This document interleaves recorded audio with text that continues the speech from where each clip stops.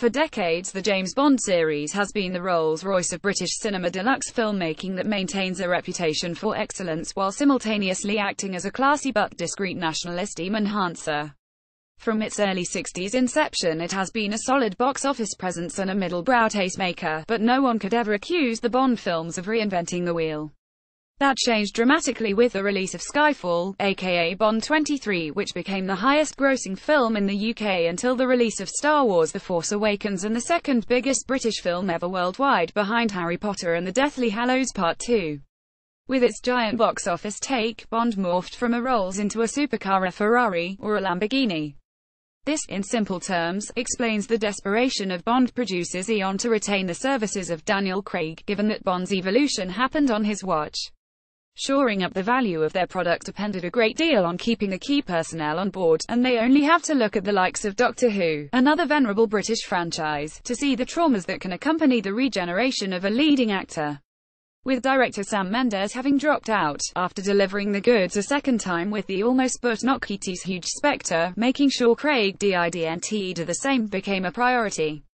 In the face of Craig's continued reluctance to remain, the rumoured sums of money are eye-watering: a fee of nearly £50 million for Spectre, and almost £120 million for this new film and, possibly, another one. Daniel Craig confirms he will return as James Bond. Video Craig's overt resentment at the prospect of continuing the role may have merely been a bargaining chip, but it's likely something more.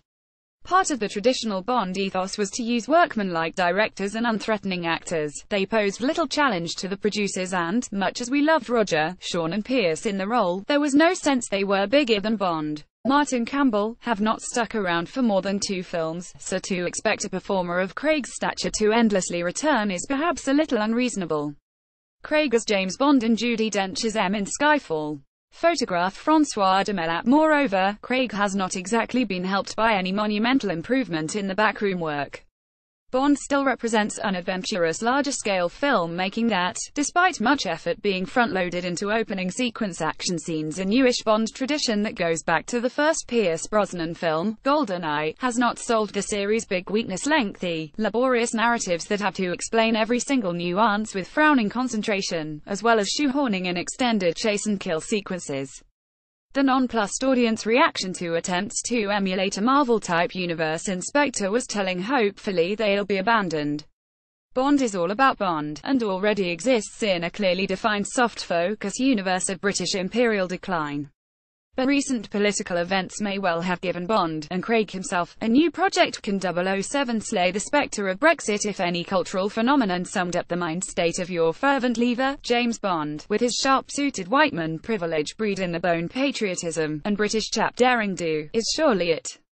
Will Craig distance 007 from the flag-waving, Union Jack parachute version, or will the series sail serenely on, like the QE2, into the Atlantic sunset? Whichever way it goes, Craig's swan song could be the most interesting Bond yet.